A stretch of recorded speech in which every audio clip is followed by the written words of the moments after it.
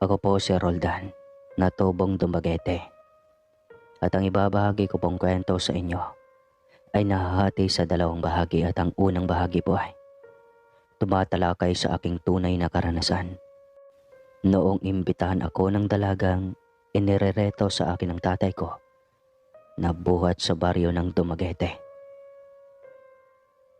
Nangyari ang lahat noong taong 1998. Hindi ko makakalimutan ang mga naging karanasan ko na talagang nagpatindig ng mga balahibo ko. At nagbukas sa aking isipan na hindi lahat ng mga nilalang sa mundo ay totoo ang mga ipinapakita. At hindi lahat mabubuti ang hangarin sa bawat isa. Tatlo kaming magkakapatid na lalaki at ako ang bunso. Nakatapos na ako sa pag-aaral sa kolehiyo at may trabaho na ako sa isang pabrika sa Mandaluyong. Bumisita lamang ako sa pamilya ko noong naisipan kong magbakasyon at magpahinga sa aming bayan. Eksakto pang umuwi ang panganay kong kapatid kasama ang kanyang asawa at ang dalawa pa niyang anak na babae. Samantalang may pamilya na rin ang aking ikalawang kapatid na noong mga panahong iyon ay naninirahan kasama ang mga magulang namin sa aming bahay. Napagkatuwaan na naman ako at naitanong ni Kuya Iman kung kailan ba ako mag-aasawa dahil inip na ang mga alagang baboy namin para katayin. Pinagtutulungan pa akong asarin ni na Kuya Minandro at Ate Sheila, kaya lalo ko lamang silang binabaliwala. Sa totoo lamang ay nasa 24 na taong gulang pa lang ako noon at wala pa akong kabalak-balak na manligaw o magkaroon ng kasintahan. Para sa akin na hindi minamadali ang pag-ibig. Bata pa ang edad ko at gusto ko pang maranasan ang sarap at kaginhawaan ng pagiging binata. Kaso ay hindi makapaghantay ang mga magulang ko. At gusto na nilang magkaroon ng apo sa akin. Ramdam ko naman na kaya pinupursigan nila akong magkapamilya dahil sa pagnanais nilang mapatulad ako sa mga kapatid ko at dumami pa ang lahi namin. Kaya kung kani-kaninong kakilala at anak ng kumpari ni tatay ako, ipinapaalok para lamang may maligawang dalaga. Kaya lalo lamang akong nakakaramdam ng hiya sa mga pinaggagawa nila. Kahit hindi pa ako handa nun, ay sige lamang sila ng sige at ginagawa akong pambala sa kanyon kahit alam nila na ayaw ko. At pilit nila akong pinapakiusapan at ipinagsiksikan sa mga anak na mga kaibigan nila kahit magmukha akong katawa-tawa. Madalas din naman naming mapag-awayan iyon. Kaya kung minsan ay ayaw ko na rin umuwi sa aming bahay. Sa totoo lang ay tinatamad akong umuwi, lalo sa mga mahahalagang okasyon dahil sa mga ipinapagawa sa akin ng mga magulang ko. Hanggang sa isang araw, napadaan sa bakuran namin ang kaibigan ng tatay ko na si Mang Anselmo na mukhang big time na rin ang mga panahong iyon. Ipinarking pa niya sa harapan ng bahay namin ang bagaran niyang kotse na pinagchichismisan ng aming mga kapitbahay. Kasama niya ang kanyang asawa at isang magandang dalaga, kaya kinutuban na naman ako ng masama. Pagkaramdam ko ay anak iyon ni Mang Anselmo na erereto na naman sa akin ng mga magulang ko. Pag nagkataon naman ay siguradong katakot-takot na kahihiyan na naman ang aabutin ko. Pinapasok sila ng tatay ko sa may sala at nagkakagulo sila ng nanay ko sa paghahanda ng ipapamerienda. Dali-dali silang gumawa ng matamis na pangmerienda at inumin. At saka inilabas ang mga bagong baso, pati platito, para hindi naman masabing walang pambili ng mga kasangkapan. Kaya madalas akong natatawa sa mga inaasal ng mga magulang ko sa tuwing may dumadating silang nakakaangat na mga kaibigan. Yun bang parang ayaw nilang magpatalo at masabihan silang naghihirap ng ibang tao. Matapos na pagsilbihan ang mga bisita, ay umupo ang aking mga magulang katabi ang mga bisita at saka sila nagkwentuhan. Napuno ng mga halakhakan at katuwaan ng bawat paksang kanilang pinag-uusapan hanggang sa marinig ko ang pangalan ko, nasambit ng mga magulang ko. Napasulyap ako sa kanila sa may sala at laging gulat ko nang ipag-alukan ako ng tatay ko sa anak ni Mang Anselmo. Kung ano-ano pang mga magagandang katangian ko ang ipinagyabang ng tatay ko sa kumpare niya na talaga namang ikinahihiya ko at ipinanliit ng aking buong pagkatao. Sa tingin ko ay gusto akong ipagtulakan ng tatay ko para maging kasintahan ang anak ni Mang Anselmo upang ako ang makapagpaahon sa kahirapan ng aking pamilya. Mangyari kasing dating hamak na magkokopera si Mang Anselmo na nakatira sa baryo. Subalit, nakipagsapalaran siya sa bahaging Mindoro at nabalitaan na lang namin na nakapangasawa siya ng isang mayamang tagapagmana ng niyugan at tubuhan na nagbigay sa kanya ng swerte. Marahil ay ang kabuhayan ng pamilya ng babae ang nakapagpaahon sa kahirapan ni Mang Anselmo. Kaya naman nagmukha siyang mayaman. Pabalik na ako sa aking silid tulugan dahil hindi ko na nagugustuhan ang mga sinasabi ng aking mga magulang. Subalit, isinigaw pa talaga ng tatay ko ang aking buong pangalan at napansin niya ako sa isang sulok. Kaya wala na akong nagawa kundi ang lumapit sa kanila. Inis na inis ako sa sarili ko pero nakiharap ako sa kanila ng maayos dahil ayaw kong isipin nila na bastos ako at masama ang ugali. Ayaw ko rin namang mabahira ng masama ang pagkakaibigan ng tatay ko at ni Mang Anselmo dahil lamang sa mga pagmamaktol ko. Pinaupo ako ng mga magulang ko at tabi ang anak ni Mang Anselmo. Medyo nahihiya at naiilang ako sa dalaga pero kinalaunan ay natuwa at napahanga ako sa kanyang kagandahan. Nakipagkilala siya sa akin bilang Raquel at nagtatrabaho siya sa isang kumpanya sa Maynila bilang assistant ng kanyang boss. Nakipagkilala rin ako sa kanya at nang magtama ang aming mga paningin ay hindi ko maintindihan ang pakiramdam ko. Bigla na lamang dumagundong ang malakas na kaba sa dibdib ko. Hindi ko maintindihan ng mga oras na yun ang lahat. Pero iisang bagay ang pilit na naglalaro sa isipan ko. Mukhang tinamaan ako kay Raquel at doon ko palang nararamdaman ang umpisa ng pagbibinata. Itinago ko muna kung anumang nararamdaman ko sa harap ng mga magulang ko, lalo na sa pamilya at kay Raquel. Dahil ayaw kong masira o maputol niyon at kaunting kaligayahan sa puso ko. Habang nagkukwentuhan kami ay napadako ang usapan namin sa gaganaping piyesta sa kanilang nasasakupan. Nagtaka lamang ako dahil ang pagkakaalam ko ay matagal pa ang piyesta sa kanilang bayan. Pero base sa paliwanag ni Raquel, ay taon-taon na nagkakaroon ng piyesta sa kanilang barangay sa ganoong buwan.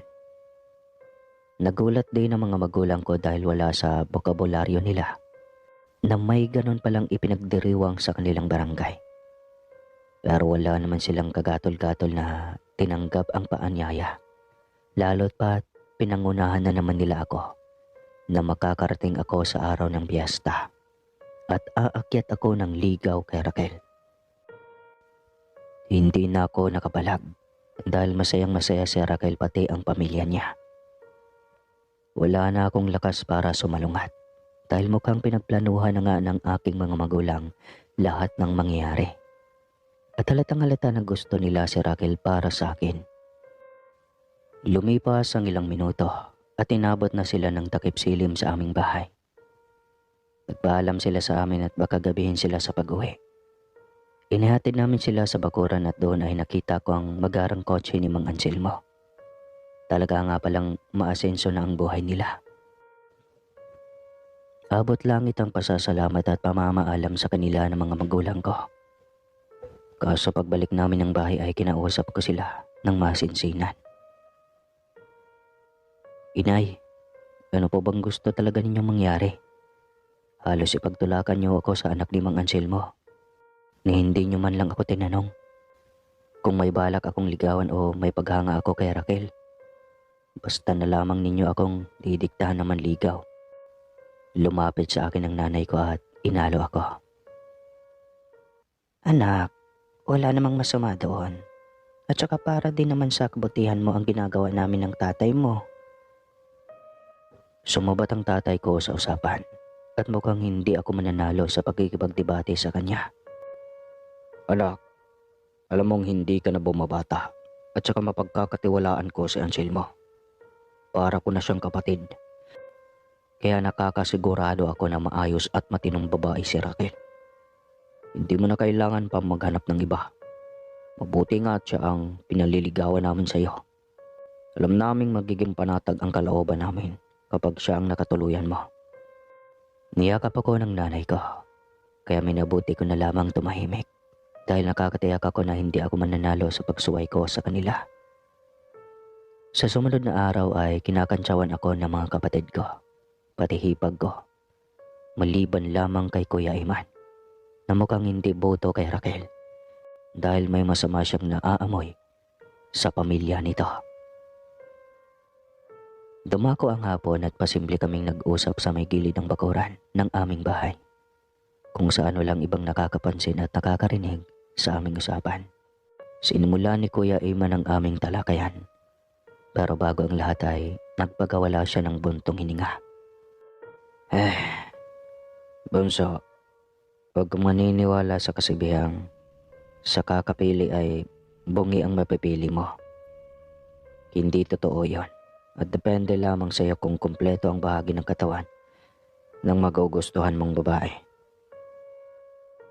At doon ako naasar sa mga sinabi niya. Pero sa huli naman ay humingi siya ng pamanhin at nabanggit na nagbibiro lamang siya. Nagpatuloy siya sa pagsasalita. Medyo bata pa rin naman ang edad mo at hindi mo kailangang magbadali para makapili ka ng alam mong totoong mamahalin mo. Sa kasunod niyang pakikipag-usap sa akin ay medyo naging seryoso at malalim ang aming naging usapan. Bunso, sa totoo lang medyo nanghihinala ako sa pamilya ni Raquel. Base sa mga kwento sa akin at naririnig ko mula sa ibang tao. Ayoko sanang manghusga pero nagtataka lang ako. Simula nang bumalik sila sa lugar natin, sila Mang Anselmo. Dati-rati naman siyang palasimba at nakikihalubilo sa iba nating kanayon. Pero ngayon, halos pili lamang ang kinakausap niya. At saka bakit sa dati pa silang barangay nakitira? At saka bakit sa dati pa silang barangay nakitira? Doon pa mismo sa lumang pinagtitirikan ng bahay nila. Hindi ba madalang ang mga kapitbahay nila sa lugar na yon? Ewan ko ba kung dapat kong paniwalaan si Aling Marcia sa sinabi niya na nakita niya ng isang gabi ang babaeng nahati ang katawan na lumabas mula sa bahay ni Mang Anselmo at lumipad sa kalayuan. Medyo nagulat ako pero napuno ng kuryosidad at katanungan ang isip ko. Kaya naglakas loob akong nagtanong sa kapatid ko para maliwanagan ako ukol sa mga sinasabi niya. Anong ibig mong sabihin, kuya? Na pamilya ng manananggal si Raquel? Hindi naman siguro. At saka nag-uulyanin na si Aling Marcia. Posibleng namamalikmata lamang siya nun. Ang alam ko palasimba si Mang Anselmo. Noon. Maaring nagbago lang siguro ang prinsipyo niya kaya hindi na siya nagsisimba. Tumingin sa akin ng mabuti si Kuya Iman na para bang gustong basahin ang laman ng isip ko. Bahagya akong napakunot ng noo sa ekspresyon ng kanyang mukha. Bunso, magtapat ka nga sa akin. May nararamdaman ka na ba para kay Raquel? Okay lang ba sa'yo na ipagtulakan ka ng mga magulang natin na maligaw sa kanya? Lalahanin mo na nasa tamang edad ka na para magdesisyon sa sarili mo. Alam mo na rin ang tama at mali. Sumang-ayon ako sa kanya at inisip kong mabuti ang mga isasagot ko pa sa kanya. Oo naman, hindi ko makakalimutan iyon. Pero aaminin ko na humahanga ako sa kagandahan ni Raquel. Subalit hindi naman ganon kalalim ang namumuo kong pagtingin sa kanya, kuya. at marami pa rin akong dapat malaman sa kanya bago ako magtiwala at magmahal ng isang tulad niya. Gusto kong pagbigyan mga magulang natin at subukan na kilalanin siya at ang kanyang pamilya. Kung mararapatin mo kuya, baka pwede mo akong samahan. Bukas, piyesta daw sa kanilang barangay.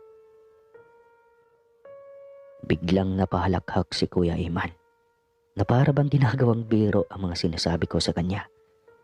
Kaya nakaramdam ako ng kaunting inis at hiya. Ano ka mo? Piyesta? Ulitin mo nga ang sinasabi mo. At kailan pa nagkaroon ng piyesta sa kanilang barangay? Kalokohan. O siya, sige. Sasamahan kita dahil ayaw ko rin na mapahama ka. Pero kung ano man ang kalabasan ng panliligaw mo sa kanya, ikaw pa rin ang masusunod at pipili ng kapalaran mo. Naiintindihan mo ba, bunso? Ha? Oo, kuya. Tumalima ako at nagpasalamat bago kami bumalik sa loob ng bahay. Marami mang misteryo ang tumatakbo sa isip ko. Ay pinagbabukas ko na lamang ang lahat dahil alam ko na sa susunod na araw ay masosolusyonan na rin at may bibigyan ng kasagutan ang mga katanungan sa isip ko. Kinabukasan, maaga kaming nag-almusal para makaalis din ng maaga patungo sa kabilang dako ng barangay. Bumili pa ako sa bayan ng sariwang bulaklak at pasalubong para kay Raquel. Halos ipaligo ko ang pabango ko sa buong katawan at nagsuot pa ako ng polo pati maong. Usong-uso pa noon ang gel na pampatigas sa buhok. Kaya naman hinawi at inayos ko ang buhok ko. Pusturang-pustura pa ako bago ako humarap sa pamilya ko. Halos kiligin ang mga hipag ko at hangang-hanga sila sa itsura ko. Medyo nainis lamang ang mga magulang ko at isasama ko pa si Kuya Iman bilang champeron. Teka, bakit isasama mo pa ang kapatid mo? Hindi ka na lamang magsulo ng pag-akyat ng panliligaw. May dala pang sundang si Iman. Akala mo magtatabas ng damo at magpuputol ng kahoy. Ay, nako. Napapakamot sa ulo ang tatay ko habang pinagmamasdan ang kapatid ko. Sumagot si Kuya Iman habang isinusukbit ang sundang sa kanyang tagiliran. Sundang itak yata yan. Itay, mabuti na rin at may kasamang kapatid na taga-suporta ang bunso natin. At saka nag-iingat din ako at marami na rin mga dayuhan sa kabilang baryo. Mahirap na ang mapuruhan at papag-interesan. Wala naman nang nagawa pa ang mga magulang namin at hinayaan na kaming makaalis. Binili na lamang kami na huwag magpapahating gabi sa pag-uwi at huwag magpapakalasing. Tumalima kaming dalawa at mabilis na lumabas sa aming bahay. Nang tuluyan na kaming magkalayo ay may ibinigay sa akin si Kuya Iman na isang botelya, pati asin. Bunso, ang botelya at pati asin ay ilagay mo sa bulsa. May lamang sagradong tubig ang botelyang yan. Kung totoo man na aswang ang pamilya ni Raquel ay madali nating iyong malalaman dahil may orasyon akong ginamit sa iyo kahapon. Bago ako natulog sa gabi. Makikita mo sa mga inahanda nilang pagkain sa atin kung purong karne ng hayop o tao ang mga iyon. Kinilabutan ako sa mga sinabi ni Kuya. Bagamat kinakabahan ay tumalima pa rin ako sa mga sinabi niya at nagpatuloy kami sa paglalakad. Walang ano-ano ay nakasumpong kami ng sasakyan at sumakay kami kaagad para makarating na sa kabilang baryo. Inabot kami ng tanghali bago kami nakarating sa may welcome. Tirik na ang araw sa kalangitan at tumutulo na ang pawis ko sa noo. Bumaba kami doon at naglakad-lakad. May mga nakakasalubong kami mga tao at masaya kaming bumabati. Subalit nagtayuan ang mga balahibo ko sa batok. Nang mapansin ko na mga seryoso at malalalim ang tingin nila sa amin. Bagamat piyesta ay hindi ko maiwasang matakot at magduda sa mga tao sa lugar na iyon. Nagpatuloy kami sa paglalakad hanggang sa makasalubong namin si Mang Nicanor na may bitbit na manok na pangsabong. Niyaya niya kaming magtungo sa bahay nila para kumain Subalit nagdahilan na lamang si kuya para hindi kami mapilit na pumunta. Nabanggit namin sa kanya na dediretso kami sa bahay ni Mang Anselmo, na bigla niyang ikinagulat at tila mayroon siyang kinakatakutan. Ngunit mabilis din siyang bumawi at tinapik na lamang kami sa balikat bago siya nagpaalam sa amin. Pagkaalis niya ay tinanong ko si Kuya Iman kung bakit siya tumanggi sa pag-iimbita sa amin ni Mang Nicanor. Kuya, bakit mo tinanggihan ang alok ni Mang Nicanor? Mukha naman siyang mabait at dati na rin natin siyang kapitbahay noong mga bata pa tayo. Maayos siyang makisama sa ating mga magulang, di ba? Tumugon si Kuya Iman. Bunso, marami nang nagbago. At hindi palaging mabait ang mga taong nakakasalamuha mo. Isa pa, kilala si Mang Nicanor na manlalason. Hindi ba't napabalita noon na may nakaalitan siyang kainuman at nilason niya hanggang sa mamatay? Kaya nga nag-iingat ako na makainom, makikain at tumanggap ng tagay sa kanya. Dahil alam ko ay wala siyang sinasanto kahit kakilala pa niya. Usal ni Kuya Iman. Tumahimik na lamang ako at nagpatuloy sa paglingalinga sa paligid habang naglalakad kaming dalawa. Sa tagal ko na palang nagtatrabaho sa malayong lugar, ay halos hindi ko na pala makilala ang mga pagkatao na mga nakilala ko sa aming bayan dati. Sadyang maraming lihim at kababalagan ang bawat isa, kaya nagpapasalamat din ako at nakasama ko ang kapatid ko. Kung hindi ay, baka napahamak na ako bago pa ako makarating sa bahay ni Mang Anselmo. Lumipas pa ang ilang sandali at nakita na namin ang bahay ni Mang Anselmo. Ibang-iba na sa inaasahan naming lumang bahay. Isa iyong vacation house at napansin pa naming napakaraming nilang bisita na pumapasok sa loob. Biglang lumabas ang isang babae na may mahabang kulot na buhok. Kamukhang-kamukha niya si Raquel. At pagkakita niya sa amin ay gumuhit ang malawak ng ngiti sa kanyang mga labi.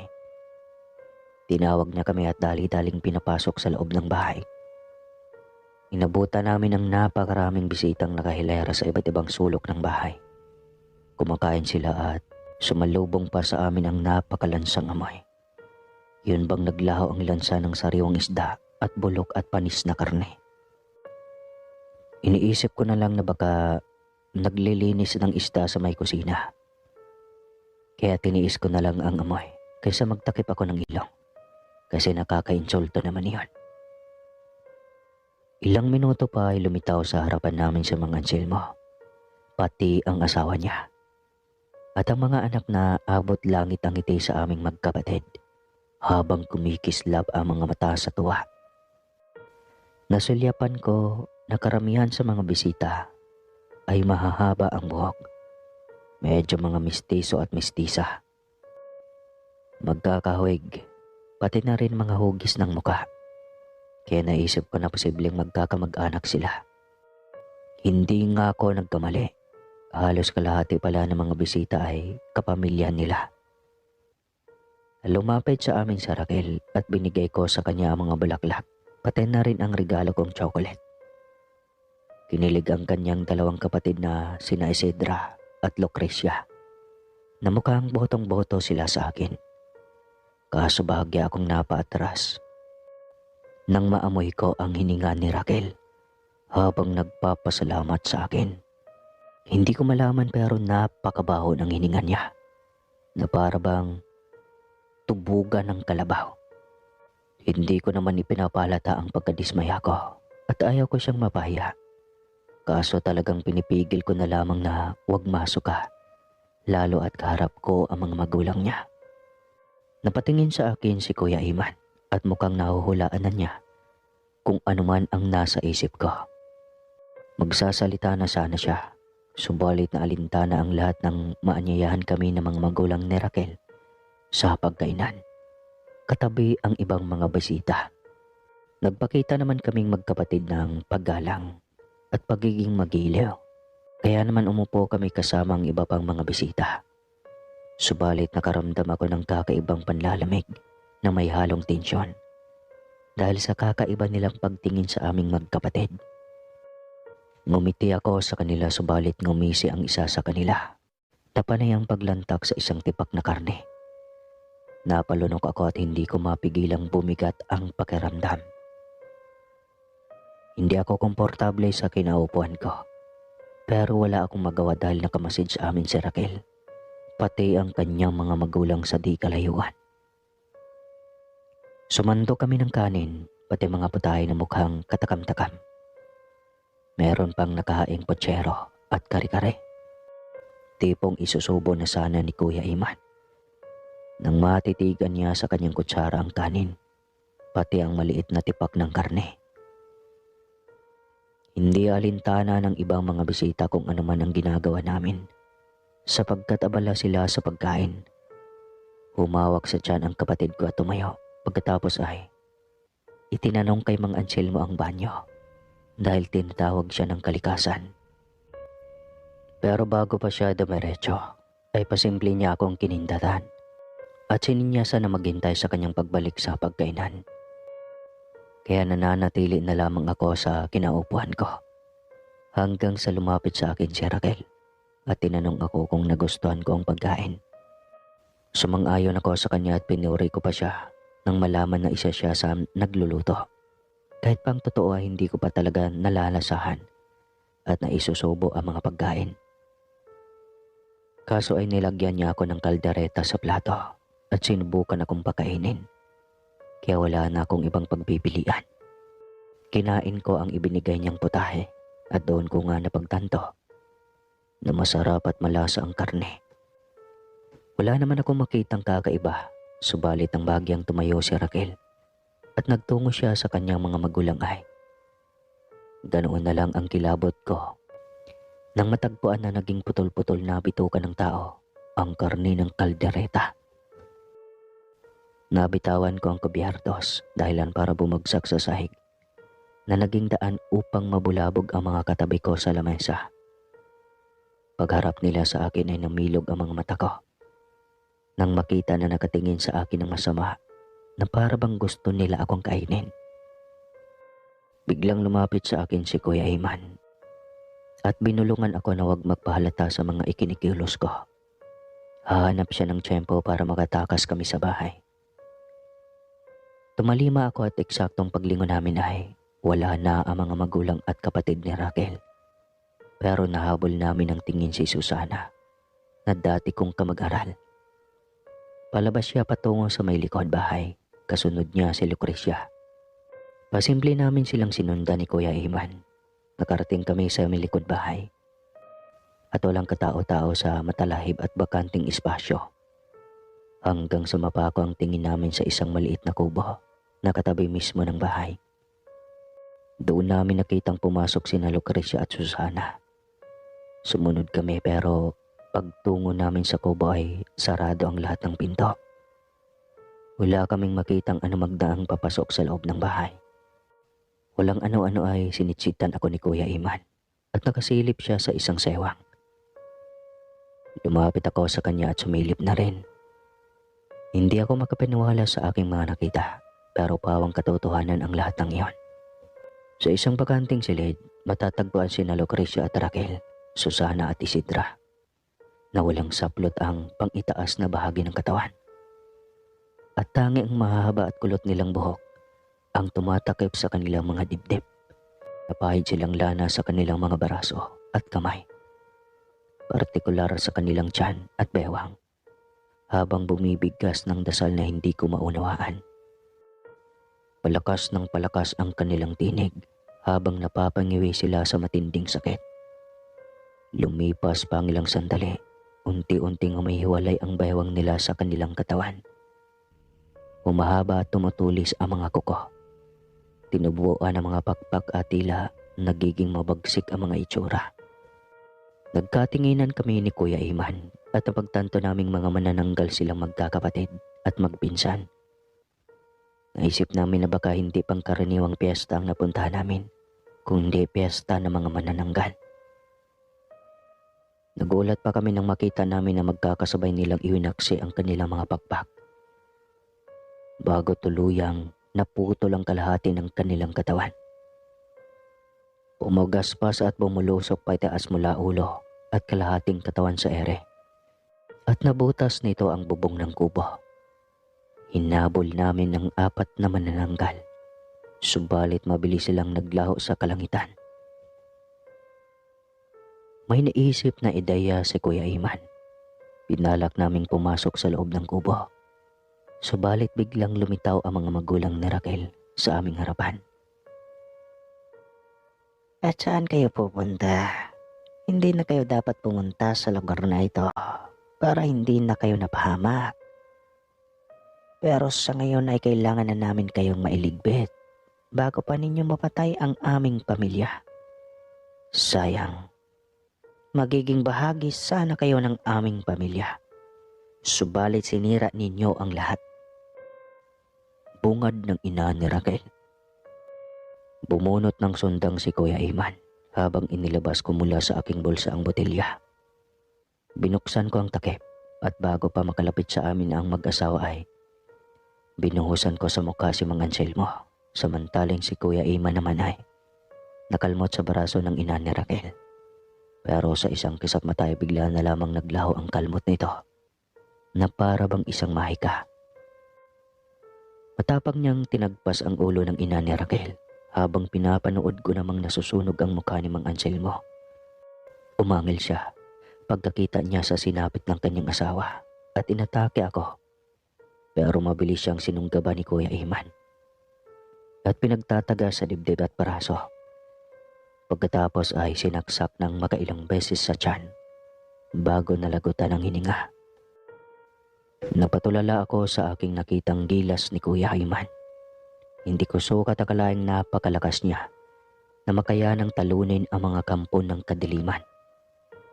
Samantalang wala sa hinagap ko na may kaalaman ang pamilya namin sa estratehiya sa paglaban at pagpatay sa mga aswang.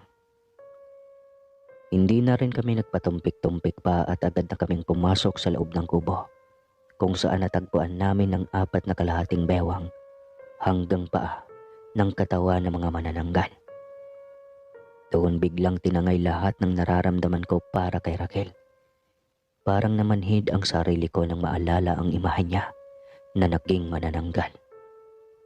Naglaba si Kuya Iman ng 2 kalamansi.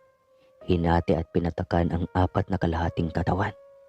Inutusan niya ako na magbudbud ng asin at magsaboy ng sagradong tubig sa bawat karne na naroon. Tumalima ako at ginawa ko ang lahat ng mga ipinag-utos niya dahil alam kong siya ang mas nakakaalam kung paano namin mauubos ang mga kalaban. Nakita ko ang pagbabago mula sa kalahating katawan. Unti-unting bumula at nag-usok ang mga katawan na para bang mga karning nadarang sa apoy. Nakakapangilabot at nakakadiri. Para bang niluluto ang mga karne sa kumukulong mantika. Hinihintay naming masunog ang katawan nila hanggang pa nang biglang bumalik ang 4 na manananggal at pinagtulungan nila kaming dakmain pa itaas. Nasabuyan ko ng asin si Susana at eksaktong tinamaan siya ng asin sa tigkabilang mata. Umangil siya nang mag-usok ang mga mata hanggang sa tuluyan siyang nabulag. Hinila ko siya pa ibaba at binalian ng mga pakpak. Pagkatapos ay nakadampot ako ng matulis na patpat at isinaksak ko sa malulusog niyang dibdib. Kasunod niyon ay inihagis ko siya sa lupa. Samantalang si Kuya Iman naman ay pinipilipit sa braso si Lucrecia habang sinasabunutan siya ni Isidra. Sinunggaban ako ni Raquel at kung ano-anong matatamis na pananalita ang sinabi niya para maakit ako. Subalit hindi ako nagpadala sa mapanukso niyang mga tingin. Nagisan ko siya ng asin at hustong tumama iyon sa kanyang mga braso at mukha. Nalapnos ang balat niya at sumisigaw siya sa sobrang sakit.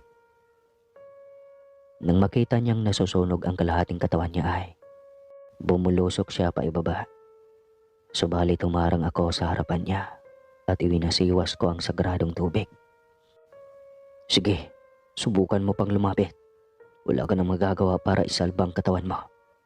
Isa kang manluloko. Pinaniwala mo akong mabuti kang babae.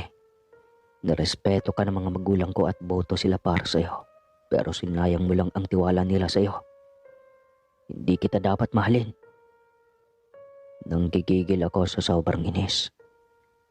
Hindi lamang sa kanya, kundi sa sarili ko. Dahil hinahayaan ko siya na kahit paano ay mapalapit sa akin. Samantalang patibong lamang pala ang lahat. Inipon ko lahat ng galit at sama ng loob ng mga oras na yon. Hindi ko na siya binigyan pa ng dahilan para makapagpaliwanag. Isinaboy ko na sa buong mukha niya ang tubig. Kasabay niyon ay binudburan ko pa ng asin ang kalahating katawan niya. Hanggang sa parehas na sumabog ang kanyang katawan. Nabilis naman akong nakaiwas at napadapa akong bumagsak sa lupa. Mga ilang minuto din akong nawala ng malay. Bago ako gumising at nakita ko na pinugutan ni Kuya Iman ng ulo si Lucrecia at binalian niya ng liig si Isidra. Matagal akong napatulala sa abo ni Raquel. Hindi ko inaasahan na nagwawakas na ang buhay niya sa malagim na trahedya. Marahil ay hindi talaga kami ang itinadhana para sa isa't isa. At kalooban na rin ng Diyos na mailayo ako sa anumang panganib. Bilang pagpapatuloy, lumapit ako sa kapatid ko at inakbayan siya. May mapait na ngiting sumilay sa kanyang muka. Kahit pa ganoon katindi ang pinagdadaanan namin ay nagpapasalamat ako. Dahil nabuhay kami at walang anumang pinsalang natamo mula sa mga aswang. Sa wakas ay napatay namin ang mag-anak. May natira pang sagradong tubig sa botelya, ganon din ang asin. Lumabas kami ng kubo at napatingala kami sa kalangitan. Kung saan nakita namin ang paglitaw ng buwan. Pero naging alerto kami nang makaamoy kami ng masangsang na amoy sa paligid. May narinig pa kaming umuungol na hindi namin mawari kung tao o hayop pa. Nagmasid-masid kami sa paligid subalit wala kaming makitang anuman. Hanggang sa mapadako kami sa malawak na kakahuyan. At nakita namin ang umpukan ng mga manananggal na may nilalantakang bangkay ng tao. Napaatras kaming magkapatid pero sa kamalas-malasan namin ay nakaapa kami ng sanga ng puno na lumikha ng ingay. Magkakasabay na lumingon ang mga manananggal at nakita nila ang aming presensya. Kumaripas kami ng takbo at lumiko sa kung saang-saang bahagi hanggang sa tumalon kami sa isang malalim na kasukalan. Bumagsak kami sa lupa at inakala namin na nabalian na kami ng mga buto. Dahan-dahan kaming bumangon. Pagkatapos ay nang makatiyak kami na wala kaming matinding pinsala at alam namin kaya naming makatayo ng tuwid, ay inilabas lahat ni Kuya Iman ang mga kalamansi sa loob ng damit niya. Hinihiwa niya ang mga ito at pagkatapos ay inihapla sa buong katawan. Ipinaggawa din niya iyon sa akin at kasunod ay sinipsip at pinatakan namin ng aming mga bibig. Pinuno namin ng maasim na likido ang bibig namin at inabangan ang mga manananggal. Sumulakay sa amin ang maraming manananggal. Halos magkakamukha sila at wala akong makitang kaibahan sa pagkakahati ng kanilang mga katawan.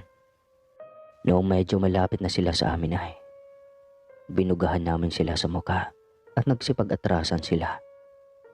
Lumipad sila palayo habang nasusunog ang mga balat. Subalit nang maubos ang katas ng kalamansi sa aming mga bibig, ay napilitan kaming maglabas ng natitirang asin at sagradong tubig, pati sundang. Pero nang mapasulyap ako kay Kuya Iman ay natigilan ako at bahagyang nanlamig. Nakapikit ang mga mata niya habang umuusal ng pabulong. Sa tuwing may umatake sa kanyang mga manananggal ay hindi nila magagawang madaplisan siya sa katawan. Isa-isa silang nanginginig at bumubulagta sa lupa ng mga bangkay. 5 hanggang sa 10 manananggal ang napatay niya bago siya magdilat ng mga mata. Palumpong ang mga itong nakahandusay na bangkay sa lupa. Lumapit ako sa kanya at nagwika. Kuya, anong nangyari? Paano mo napatay ang mga manananggal sa tulong lamang ng orasyon? Nagbigay ng makahulugang ngiti si Kuya Iman tsaka nagwika. Ginamitan ko sila ng palipad hangin, rebelta, at sinilyohan ko na rin ang lugar na ito. Hindi mo na itatanong na paborito akong apo ni Lolo Agustin, na hindi sa lingid ng kaalaman ng tatay natin na dating mangkukulam ang ating lolo. Siya ang nagpamana sa akin ng kapangyarihang pumatay ng mga aswang at iba pang masasamang elemento. Ano? Naguguluhan ako. Kahit ako ay walang kaalam-alam na mangkukulam ang aming lolo. Bunso, sa maniwala ko man o sa hindi, ay kaya kong gawin ang mga bagay na imposible. Alam mo bang ang asawa kong si Elizalde ay inagaw ko sa baras dahil balak siya nitong pagsamantalahan. Kamuntikan ko nang mapatay ang baras. Mabuti na lamang at hindi na ito nagpakita pang muli. Huwag ka sanang matatakot sa akin. Dahil sa kabutihan ko ginagamit ang mga kaalaman na natutunan ko sa ating lolo. Nagpasalamat ako sa kabutihan ng aking kapatid. Medyo dumidilim na ang paligid, kaya may nabuti naming baybayin ng kakahuyan. Kaya bumalik kami sa may bahaging bahay ni Mang Anselmo. Napadaan pa kami sa may batis at marami pang batuhan ang aming nadaanan. Bago kami nakalabas ng welcome ng barangay, nang makasumpong kami ng jeep, ay abot-abot ang pasasalamat namin dahil sa nakiligtas kami sa piyesta ng mga manananggal. Maaga pa naman ang mga oras na yon, pero nitong mga taon na to ay parang sobrang dilim na ang alas 7 nun.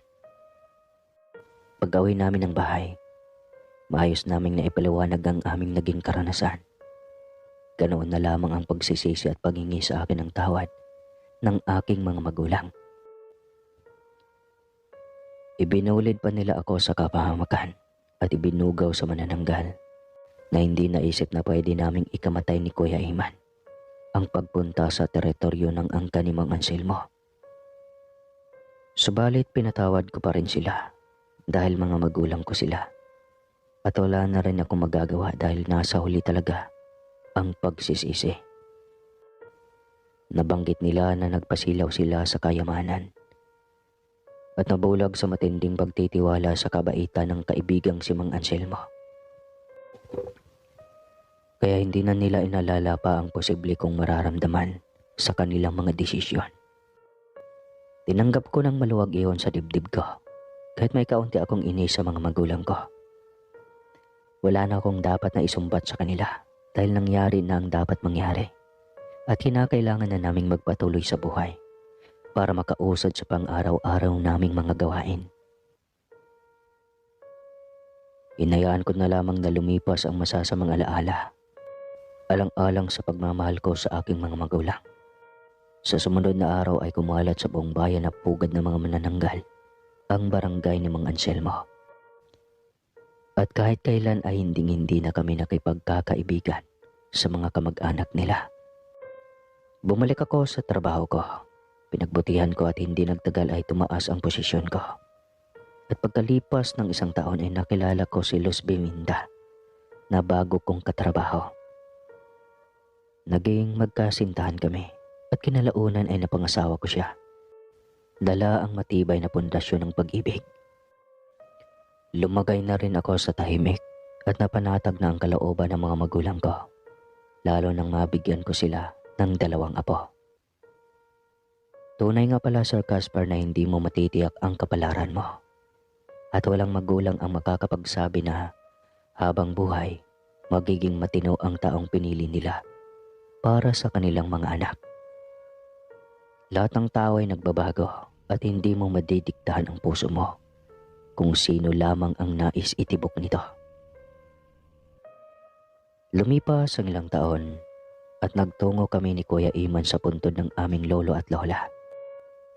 At doon na numbalik sa aking balintataw ang ala-ala ng aming kabataan, kung saan madalas kaming kinakwentuhan ni Lola Trining ng mga pampaantok na kwentong kababalaghan bago kami matulog sa gabi. Sa pagkakataong iyon ay naalala ko ang tungkol sa kwento sa akin ni Lola Trining noong kabataan niya. habang nakatira sila sa may bundok sa bahaging ormok. Si Lola Training ay asawa ni Lolo Agustin na ama ng aking tatay Robert.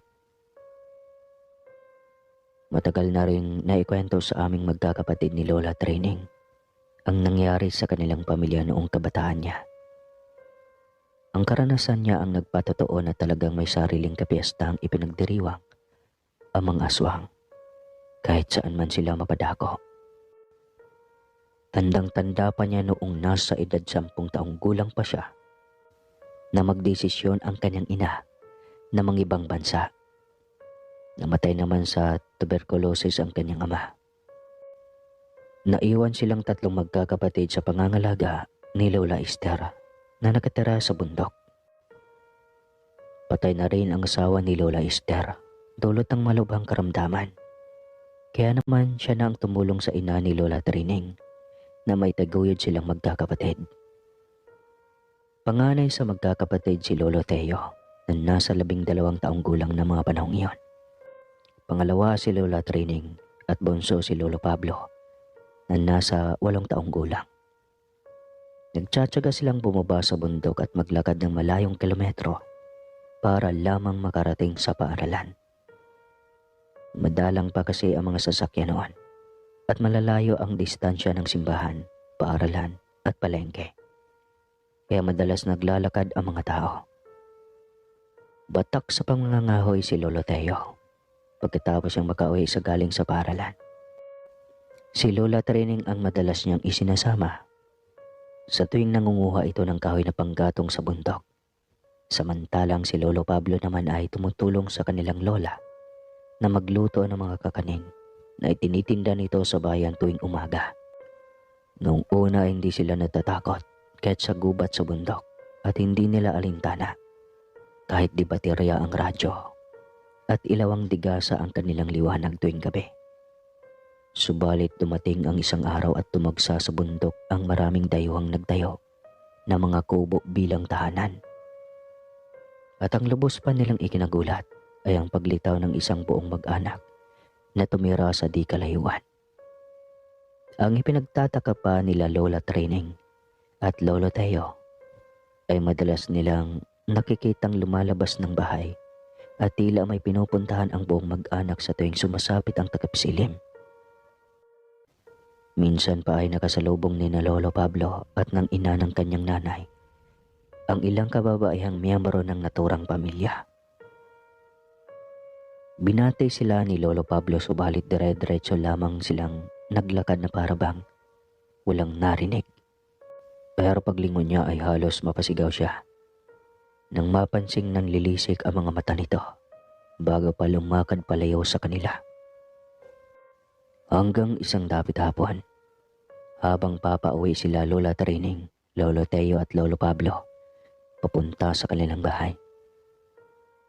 Nakasabay nila sa paglalakad ang ilang kalalakihang may bit-bit na maruming sakong nilalangaw at umaalingasaw ang amoy na sa tansya nila ay napakabigat niyon. Binati ni Lolo Teo ang isa sa mga lalaki at natanong niya kung bigas ang binubuhat ng mga ito o kung anuman. Napangisi ang lalaki at nabanggit niya na karning baboy ang laman niyon. Nagagamitin sa nalalapit na piyesta at pagkatapos ay hindi na niya pinansin ang magkakapatid. Pagkapasok sa loob ng bahay ay saglit na nagmano ang magkakapatid kay Lola Esther. Nagpahinga sila at pagkatapos ay kumuha ng itak si Lolo Teo. At lumabas sila ng bahay ni Lola Training para kumuha ng kahoy ng panggatong. Nag-aagaw ng liwanag at dilim nang makatapos na sila sa pangongolekta ng mga kahoy. Nang biglang may lumitaw na isang dalaga at binata na kamukha ng mag-anak na parati nilang nakakasalubong sa daan. Nagtaka si Lolo Teo kung anong ginagawa ng dalawa sa may kakahuyan ng ganung oras. Tugon naman ng binata na naglalakad-lakad lamang sila at nagpapahangin ng kanyang kapatid dahil maalinsangan sa loob ng kanilang bahay. Matapos niyon, ay tinanong sila ng mga ito kung ano ang mga pangalan nila at kung saan sila nakatira. Magilaw naman silang sumagot at nakipagkaibigan. Kaya lang ay napansin ni Lolo Teo sa kausap niyang nagpakilalang Emilio na baliktad ang refleksyon nito sa kanyang mga mata. Kinilabutan siya at inisip na aswang ang binata. Naglaraw pa sa isip niya na baka hindi talaga ito basta naglalakad-lakad lang at nagpapahangin sa kakahuyan. Kung hindi, nag-aabang ng mabibiktima at sa kamalas-malasan pa nila ay baka sila pa ang nasumpungan ng mga ito. Nagkusang loob si Emilio at Katrina na ihatid ang magkapatid sa kanilang bahay. Subalit tumanggi ang mga ito. Nagmamadali silang naglakad at iniiwasan nila ang dalawa. Subalit hindi sila tinatantana ng mga ito. Naririnig nila ang mga yabag ng mga paa at pilit silang sinusundan. Kaya napilitan silang kumaripas ng takbo sa kakahuyan. Nakakita sila ng mayayabong na punong kahoy na may nakapaligid na matatalas at matataas na damuhan. Sumiksik sila sa isang tabi ng puno at doon nag-abang sa kasunod na nangyari. Nakita nila sa di kalayuan na naputol ang baywang ng dalaga at binata. Samantalang ang kalahati ng katawan nila ay lumilipad sa ere at nakamasid sila sa buong paligid. Matagal bago sila nananatili sa kaitaasan. Hindi nila natagpuan ang magkapatid, kaya minabuti nilang lumipad palayo. Nang makasigurado sila na hindi nababalik pa ang mga manananggal, nagmamadali silang umuwi sa kanilang bahay. Ibinagsak nila sa may pinto ang mga kahoy na panggatong at habol hininga silang nagpaliwanag sa kanilang lola sa nangyari. Kaya ginabi sila. Kaya naman isinarado nilang mabuti ang pinto at hindi na sila lumabas ng bahay. Nung lumalim na ang gabi, biglang bumuhos ang malakas na ulan na may kasamang kulog at kidlat. Kakatapos lamang kumain ng hapunan ng magkakapatid kasama ang kanilang lola.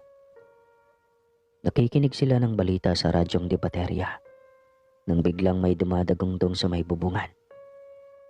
Malakas ang pagkalabog at parang may malaking bulto na pumapagaspas ang mga pakpak sa kaitaasan.